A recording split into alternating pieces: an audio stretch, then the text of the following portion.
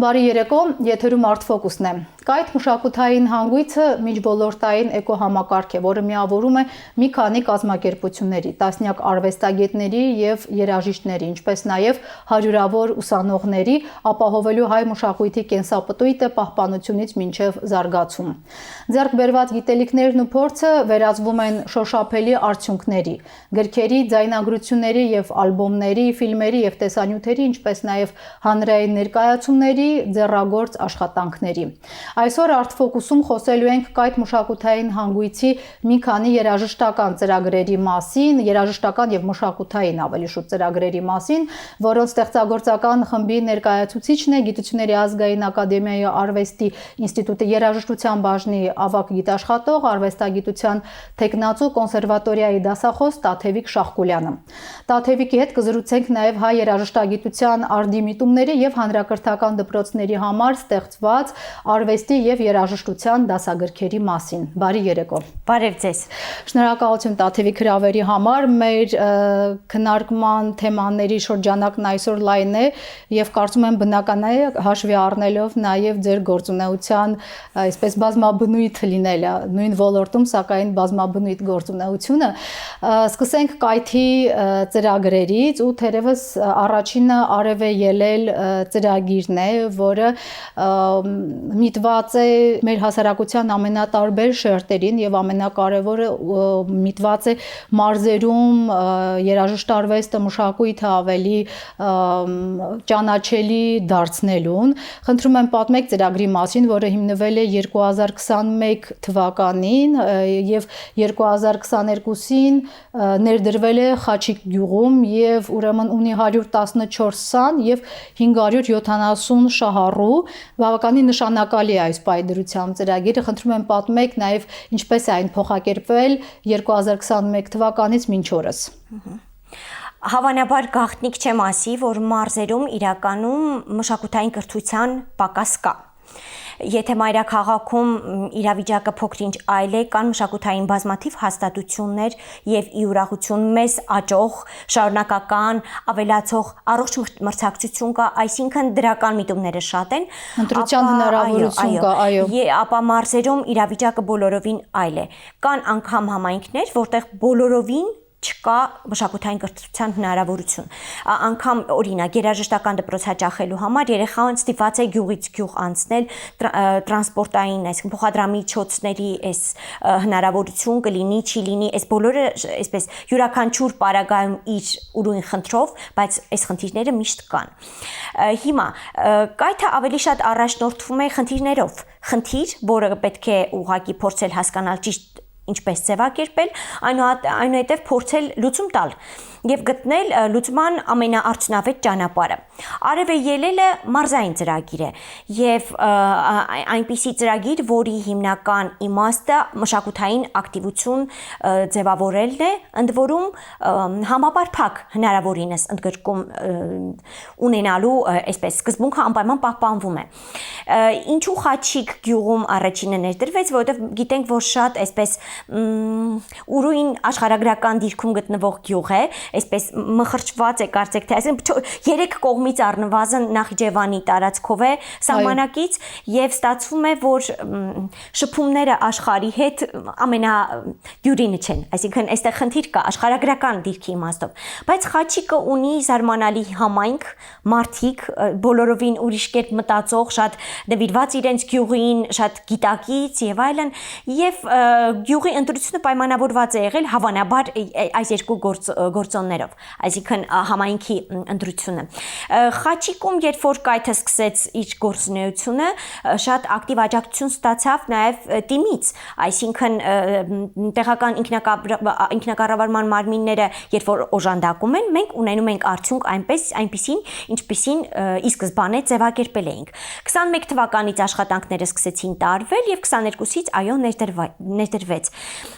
Եվ կայթե այստեղ նպատակ չունի ինքը ինչ-որ բան իրագործելու, այլ նպատակը փոքր-ինչ այլ է, ստանալ մի բան, որը հնարավոր կլինի փոխանցել այնուհետև համայնքին։ Այսինքն կայքը 3 տարի աշխատեց այս համայնքում, որպեսզի ձևավորի, աճեցնի մասնագետներ, որպեսզի այս մասնագետները այնուհետև իրենց գործին տեր կանգնեն։ Եվ կարելի է մանրամասնել կոնկրետ ինչ աշխատանք եք կատարում։ Այո, Խաչիկի պարագայում մշակույթի եւ արվեստի մի քանի ուղղություն վերցրեցինք՝ ասեղնագործություն, կավագործություն, որը շատ հետաքրքիր կերպով շատ սիրված ուղղություն է թե ոչ միայն Խաչիկում, այլ առհասարակ, ասեղնագործությունն էլ իդեպ, երաժշտություն եւ դրանից բացի, գիտեք, նաեւ կրթության, ոչ ֆորմալ կրթության շատ տարբեր եղանակներով, տարբեր վարպետաց դասեր, տարբեր ուսուցիչների համար, թե նաեւ երեխաների։ Այստեղ առանձնահատկություններից մեկն էլ հենց դա է, որ չկա տարիքային սահմանափակում, ծրագիրը միայն երեխաների կամ միայն ավագների համար չէ, ամբողջ համայնքը կարող է մասնակցել։ Օրինակ, անձամբ ես վարում է երաժշտության դասընթացը ինչ որ մի փուլում եւ այնտեղ մասնակցում էին 5-ից մինչեւ մի քանի տասնյակ տարիք ասում են մարդկանց չեն նշում, բայց այսպես ավագ տարիքի ներկայացուցիչներ եւ այստեղ կա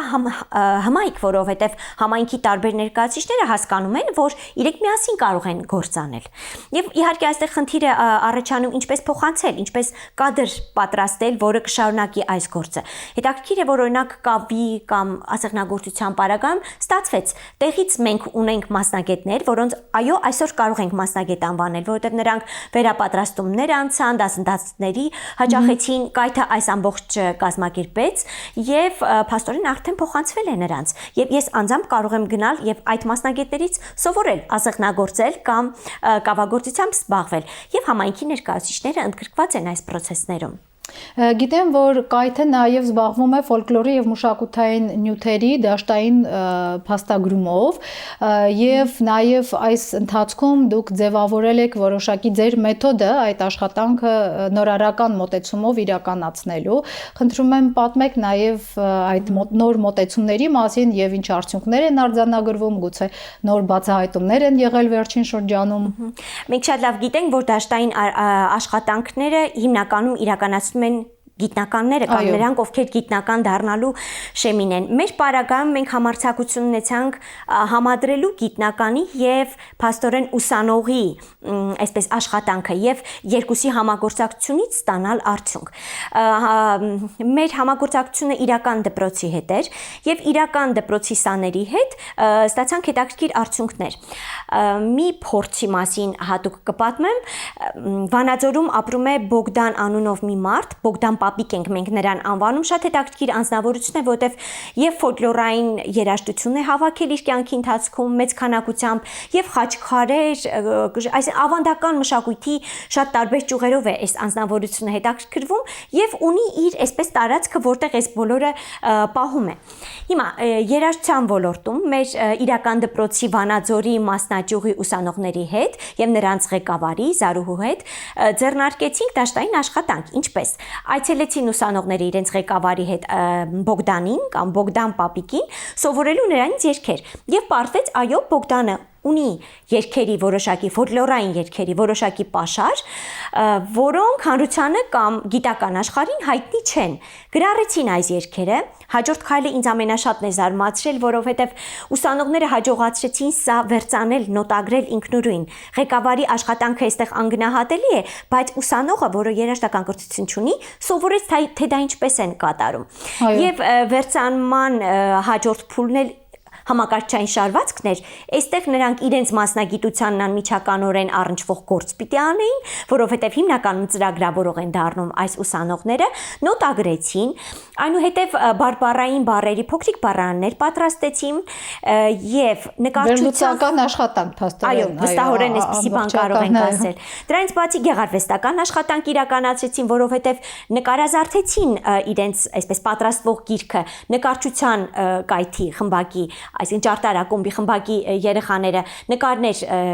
իրականացրեցին յուրաքանչյուր երգին կցվող մեկ նկարի տրամաբանությամբ։ Նաև Բոգդան Պապիկից հարցազրույց վերցրեցին եւ հարցազրույցի իմաստն այն էր, որ երգին առնչվող անհրաժեշտ տեղեկությունները կարողանան էլի գրքում տպագրել։ Այո, որտեղից է եկել, որտեղից է նախնիները, հետաքրքիր է, ես ուզում հարցնել։ Ինքը ինչ ներդրում ունի, ինչ ով է օգնել, որտեղից է վերցրել։ Այսինքն, եթե երգը պիտի ունենա անձնագիր եւ սա գիտական տրամաբանության շրջանակներում է, երեխաները ծանոթացան, ուսանողները ծանոթացան այս մեթոդին։ Եվ մենք հիմա ունենք գիրք, որտեղ տպագրված են Բոգդանից պահպանված երգերը, QR կոդով կարելի է նաև լսել նույն երգերը Բոգդանի կատարմամբ եւ այսպես, այսինքն ունեցան իրենց գիտական կարող ենք անվանել պրոդուկտը։ Իսկ ի վերջո որտեղից էին այդ երգերը եկել։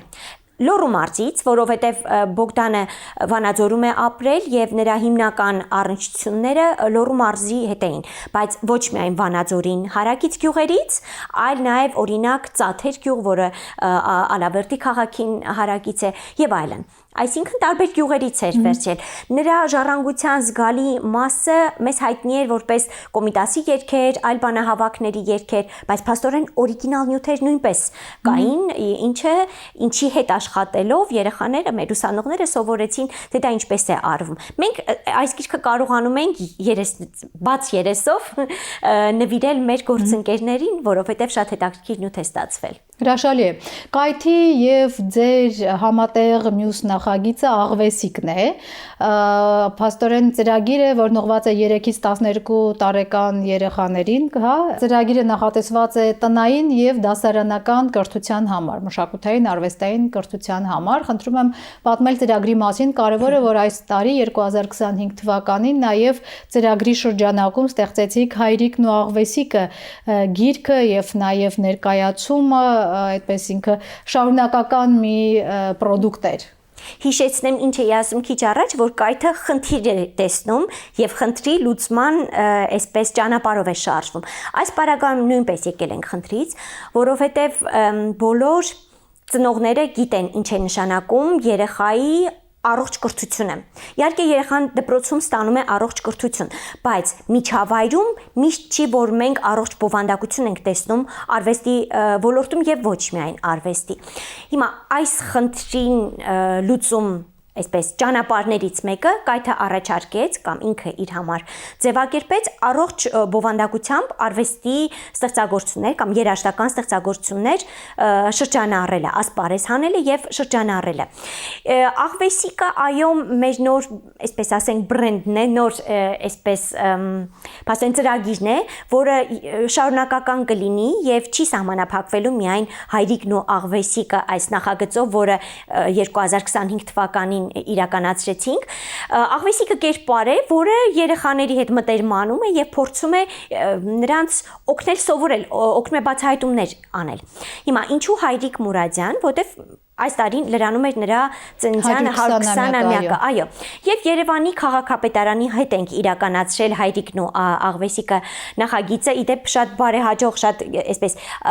առողջ համագործակցություն է ստացվել, որովհետև այսպես իրար օգնելու այսպես գործոնը բավականին շատ էր, եւ Հայրիկ Մուրադյանի կերպարն է այս նախագծում եւ աղվեսիկի։ Ընտրել ենք Հայրիկ Մուրադյանից 10 երգ, այնպիսիները, որոնք փոքր տարիքին համապատասխան կլինեն, այսինքն հնարավոր կլինի փոքր տարիքի երեխային սովորացնել։ Մենք խնդիր ենք դրել նաև տեքստերը փոքրինչ ադապտացնելու, որովհետև հիշում ենք, որ Շատախի բարբառը բավականին հեռու է այսօրվա մեր բարբառներից, թեև շատ փառահեղ բարբառ է, շատ գեղեցիկ է։ Այս երգերը նաև մշակումների են ենթարկել, այսինքն զուտ մաքուր չենք մատուցում, այլ փոքրիկ այսպես դիպչելով առանց խանգարելու եւ մշակումները իրականացնողը կրկին ուսանող է։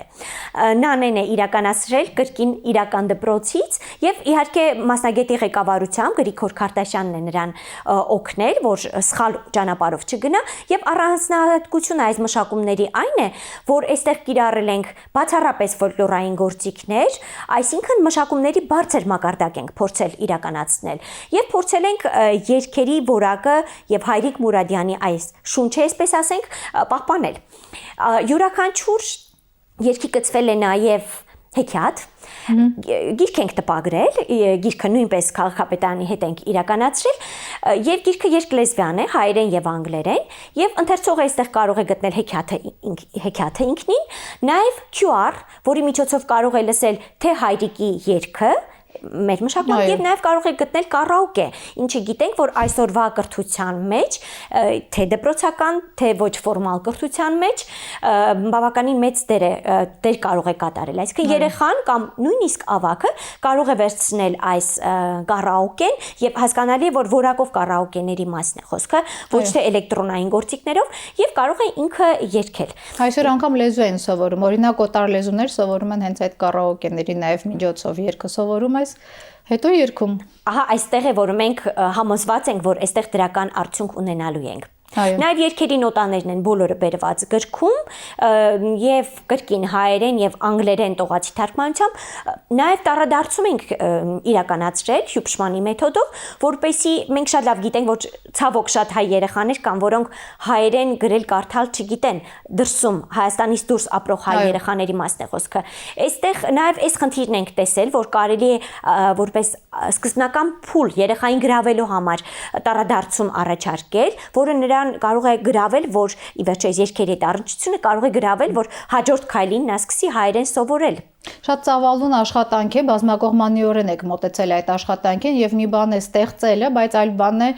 նաեւ տարածելը, որպեսզի մարդիկ իմանան այս գրքի մասին, այդ ուղղությամբ ինչ քայլեր եք ձեռնարկում։ Այս հարցը ի սկզբանե մտածել էինք, որ ի վերջո ինչպես պիտի տարածենք եւ քաղաքապետարանի հետ համաձայնեցվածությամբ նախատեսված է գիրքը բաժանել Երևան քաղաքի, այսինքն քաղաքապետարանի ենթակայության տակ գործող բոլոր հանրակրթական ու ավագ դպրոցներին, ինչպես նաև մանկապարտեզներին եւ դրանից բացի արվեստի ու երաժշտական դպրոցներին բոլորը կստանան իրենց օրինակները, առաջիկայում նախատեսվում է, որ սա արդեն կլինի եւ տարածում է այսպիսով կապահովվի զգալի քանակություն է գալիս։ Մենք սրա մասին մտածել ենք, հասկանալի է, որ անմիջապես հաջորդ քայլին պիտի փորձենք այս հարցը նույնպես լուծել։ Իսկ առհասարակ երբ եւ ինչու որոշեցիք զրույց սկսել դպրոցական տարիքի երեխաների հետ, որովհետեւ ոչ մասնագիտական կրթություն ունեցող մարդկանց հետ, անգամ մեծահասակների հետ դժվար է խոսել երբեմն, հա, երաժշտության, արվեստի, մշակույթի մասին, իսկ երեխաների հետ կարծում եմ պետք է ավելի մեթոդները, հա, պետք է ավելի մշակված եւ մտածված լինեն, խոսեք եւ մեթոդների խնդրում եմ եւ նաեւ նպատակի մասին։ Ես կմեջբերեմ ձեր խոսքը, որ ավակների հետ դժվար է, իսկ ինչ եթե մեր բաց թողումը այդ փոքր տարիքն է։ Իսկ ինչ եթե ճիշտ ճանապարհին ենք դնում փոքր տարիքի երեխայի կրթությունը եւ մնացածում արդեն չենք չարչարվում, արդեն ինքնըստինքյան գնում է այնպես ինչպես որ պիտի գնա։ Մենք բոլորովին չենք կարծում, որ այսինքն կայքի մասն եմ ասում, որ կրթությունը պիտի լինի միայն այս ուղղությամբ կամ մյուս, այսինքն մենք հավասարապես հարգում ենք բոլոր մշակույթները, դասական երաժշտությունից կամ մշակույթներից մինչև արվեստի տարբեր ճյուղերից մինչև ժամանակակից, ուղղակի ավանդականը առանձնահատուկ տեղում ենք դնում հենց ֆոլկլորը, որովհետև սա յուրաքանչյուր ազգի պարագայում իր մայրենի մշակույթն է, իրենն է, եւ երբ որ ի վերջո բոլորս սկսում ենք խոսել մայրենի լեզվով, ուրեմն երաժշտությունն էլ պիտի մայրենիով սկսենք, հետո բոլորս էլ սովորում ենք օտար լեզուներ, բայց գուցե ճիշտն է, որ երաժշտության պարագայում մայրենիով սկսենք, հետո շարունակենք յուրացնել ամեն ինչ, որ ամեն ինչ հարգելի է եւ այս բազմազանությունը կարողանանք ճիշտ տեսնել եւ ճիշտ գնահատել։ Իրականում ամեն տարիք ունի այսպես երկխոսելու իր ձևը։ Փոքր երեխայի հետ բոլորովին այլ լեզվով ես խոսում, փոքրինչ մեծանում է սկսում է դպրոց հաճախել, այլ լեզվով ես խոսում, արդեն դպրոցի ավագ տարիքում, այսինքն տարից տարի փոխվում են այս բոլոր բաները եւ սա բնական է, չի կարող այլ կերպ լինել։ Արդեն կայացած մասնագետի հետ այլ լեզվով ես խոսում, այսինքն պիտի այսպես լինի։ Ուղղակի այստեղ լուրջ հմտություն է յուրաքանչյուրի հետ կարողանալ պահել իր ընկալման սահմաններում եւ այս ընկալումը ուղղակի աճեցնել, առաջ տանել, չթողնել, որ մնա կամ հետընթաց ունենա, որը նույնպես վտանգ է։ Այսօրվա գլոբալիզացված աշխարհում գիտենք, որ հետընթաց նույնպես տեղի է ունենում շատ տարբեր պատճառներով, հատկապես այդ էլեկտրոնային միջոցներից կախվածության եւ այլնի։ Այսինքն ես կարծում եմ, որ յուրաքանչյուր մասնագետ պիտի այս խնդիրները տեսնի իր առջև։ Եթե գիտնական ես, դա չի նշանակում, որ պիտի միայն գիտնականների լեզվով խոսես ու գիտնականներին հասանելի։ Ուրեմն հասարակության բոլոր շերտերի առջև դու ունես պատասխանատվություններ։ Հենց սա է պատճառը, որ այդքան փոքր տարիքից սկսած քայլեր ենք իրականացնում։ Առհասարակ մի քանի անգամ հիշատակեցիք իրական դպրոցը եւ միտում է նկատվում այսօր Հայաստանում թե մասնավոր թե նաեւ հանրակրթական դպրոցներում, հա, արվեստի երաժշտության, առհասարակ արվեստի տարբեր ուղղություններին ավելի մեծ ուշադրություն է սկսել դարձվել, քան մինչ այդ էր։ Դրա մասին են նաեւ անշուշտ խոսում դասագրքերը, որոնք թարմացվեցին եւ արվեստի կրթությունը ոչ միայն կրտսեր դպրոցում է, այլև ընդհանուր մինչև ավագ դպրոց է հասնում, այդ միտումի մասին կխնդրեմ ձեզ խոսել։ Դուք նկատում եք, համամիտ եք։ Այո, ես էլ եմ նկատում անխոս, որ այստեղ դրական միտում ունենք։ Հավանաբար արվեստի կրթության այս կարևորումը մասնավոր դպրոցներում ավելի շուտ սկսվեց, քան պետական դպրոցներում։ Մի շարք մասնավոր դպրոցներ սկսեցին նկատել սրա կարևորությունը։ Իրական դպրոցի պարագայում արվեստի կրթությունը ուղղակի առաջնային տեղում է։ Կարծեք թե երեխաները կամ ուսանողները դառնում են այնպիսի մասնագետներ, որոնք այս մոդեռն դարաշրջանի այսպես պահանջարկային մասնագիտություններ են, ծրագրավորողներ են դառնում եւ այլն եւ այլն։ Բայց դրա հետ մեկտեղ, այո, շատ լուրջ աշխատում են արվեստի որևէ։ Ես կուզեմ մի բան էլ հավելել, ոչ միայն արվեստի, այլև լեզվի ոլորտում շատ կարևորում է։ Պատկերացնում եք, գեղագրության դասեր են անցնում անպայման, գրափարի շատ բարձր մակարդակ է դրված։ Այսինքն կրթության փոքր-ինչ այլ որակ է առաջարկվում եւ արվեստը ներառյալ։ Սովորում են հմտություններ ձեռք բերել ըստ էության, այն ինչ այսօր պետք է ժամանակակից մարդուն։ Ոչ թե արվեստի մասին խոսել կամ արվեստի մասին պատկերացումներ ձեռք բերել ուղղակի կողմնակի, այլ ինքնուրույնաբար ստեղծել արվեստ։ Իսկ երբ որ մարդը ինքնուրույն ստեղծում է, նա արդեն տվյալ արվեստի ուղղությունը եւ նաեւ հարակից արվեստները բոլորովին այլ կերպ է սկսում գնահատել։ Բոլորովին կարեւոր չի մարդը կդառնա նկարիչ թե չէ, բայց երբ որ իր ձեռքով փորձում է ստեղծել նկարչական աշխատանք, որակը կարեւոր չի։ Գուցե ծիծաղելի մի բան է ստացվում, բայց նա զգում է դա ինչ է նշանակում։ Նույնը վերաբերում է երգեցողությանն է։ Օրինակ մի բան է, որ մարդը գիտի, որ հայ երաժշտության մեջ կա շարակականերգություն, որը լուրջ արժեք է, սա մի բան է։ Մյուս բանը, որ նա ինքը փորձում է վերարտադրել, զգում է դրա եւ խորությունը, եւ դրա դժվարությունը, եւ փիլիսոփայությունը, եւ արտաքին գեղեցկությունը, այս բոլորը ուղղակի ամբողջ կյանքի համար է նրա համար մնում։ Եվ արվեստի բոլոր ճյուղերում էս կա։ Այս առումով ուղղակի քննարկում չկա, որ արվեստի կրթությունը շատ կարեւոր է։ Մյուս կողմից չմոռանանք, որ արվեստը նաեւ մտածողություն է զարգացնում։ Չէ՞ որ ավստրիացի գիտնականների վերջին տարիների փորձերը ապարատների, այսինքն գործիքային միջոցներով փաստեցին, որ արվեստի կրթության միջոցով օրինակ մաթեմատիկայի ոլորտում շատ լուրջ ձեռքբերումներ են ունենում ուսանողները ու փորձերը կատարել էին տարբեր տարիքներում։ Պարզվել էր, որ բոլոր տարիքներում այս դրական տեղաշարժը կա։ Այո։ Հիմա գալով հանրակրթական դպրոցներին, ինչպես տեսնում ենք, վերջին տարիներին այստեղ նույնպես այսպես խոշոր քայլեր են իրականացվում եւ եթե նախկինում կար երգ առարկան, որը անցնում էին մի քանի տարի, եւ բոլորս գիտենք այսպես հպանցիկ անցնում էին երգեր էին ուղակի սովորում կամ գուցե նոտաներին էին ծանոթանում, հիմա մի քիչ շեշտադրումը փոխվել է։ Արդեն երաժշտություն է առարկան, ոչ թե երգ, եւ երաժշտություն առարկան նպատակ ունի երեխայի մտահորիզոնը հնարավորինս լայնացնել երաժշտության միջոցներով։ Երեխան կարող է ժանրերին եք նաև ամենակարևորը դասագրքերում անդրադառնում։ Անխոս։ Երեխան կարող է երաժշտության, այսպես համեմատության միջոցով ճանաչել աշխարհը, ճանաչել այլ ազգերի մշակույթների բազմազանությունը հասկանալ, իսկ երբ որ մշակույթների բազմազանությունը գիտես, այս համատեքստում հայ երաժշտությունը շատ բարձր է գնահատում։ Կա այսպիսի ճշմարտություն ու խոսքը վերաբերում է թե հոգևոր երաժշտությանը, թե ֆոլկլորային, թե կոմպոզիտորական արվեստին, ու երեխան ունենում է այդ հպարտությունը, որ դա իրենն է։ Այսինքն այստեղ շատ շահեկան դիրքերում են գտնվում Բախ, ենթադրենք Շոպեն եւ ենթադրենք կամայական կոմպոզիտորյանն եմ տալիս Արամ Խաչատրյան իր կողքի տեղավորելով։ Երեխան արդեն կարողանում է, երեխան եւ նաեւ մարդը, որովհետեւ ավակ տարիքում էլ ենք սա անում։ կարևոր հանգամանք էլ ավագ դպրոցում դասագրքերում արդեն նաև ժամանակակից իրապես ժամանակակից կոմպոզիտորների է անդրադարձել։ Այո, սա շատ համարձակ նորարարություն է, տեսնենք արդյունքը ինչպիսին կլինի։ Անկամ մեր սերնդակից։ Այո, որովհետև ժամանակակից երաժշտությունը եւ ժամանակակից արվեստը հասկանալու համար կամ ընկալելու համար պետք է դա ճանաչել, բայց խորքից ինչուների պատասխանը ունենալ, ինչպես է դա եղել, ինչու եւ այլն։ Ու այս գեղագիտական ընկալումները բացելու համար որոշակի ճանապարհ է պետք անցնել եւ դասագրքերը այս նպատակը դրել են։ Ինչպես անել, որ ավագ դպրոցի տարիքի երեխան, որը արդեն հասուն մարդ է, օրինակ Դալիի նկարները կարողանա ճանաչել եւ հասկանալ ինչու է Դալին հենց այդպես նկարել, կամ լսել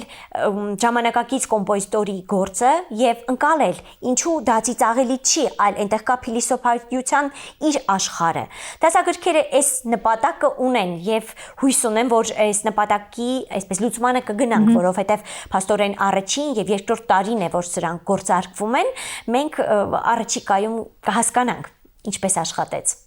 Անդրադառնանք ձեր գործունեության մեկ այլ ոլորտի, թերևս ամենակարևոր ոլորտին, հա, գիտական գործունեությանը, հրատարակություններ, գիտական կոնֆերանսներ եւ այլն, վերջերս մասնակցեցիք մի շատ կարևոր գիտաժողովի Զալցբուրգում տեղի ունեցավ գրադարանների, արխիվների եւ փաստաթղթավորման կենտրոնների միջազգային ընկերության ամենամյա կոնգրեսը եւ պատմական ակնարկ կատարեցիք միջնադարյան մեր խազագրությանը, խնդրում եմ անդրադառնաք այդ ձեկույթին եւ որքանով էր այն հետաքրքիր առհասարակ աշխարհին։ Հետաքրքիր կերպով այս անգամվա այս կոնգրեսը, որը փաստորեն ամենամյա է եւ ամեն տարի ամբողջ աշխարհից արխիվների մասնագետներ հավաքվում են իրար հետ քննարկելու առկա խնդիրները, աշխատանքային մեթոդները, նորությունները եւ այլն։ Իմ պարագայում ինչու հայկական նոտագրություն ընտրեցի, առավել եւս որ այս տարի շատ կարևորվել էր արհեստական բանականության թեմատիկան։ Իդեպ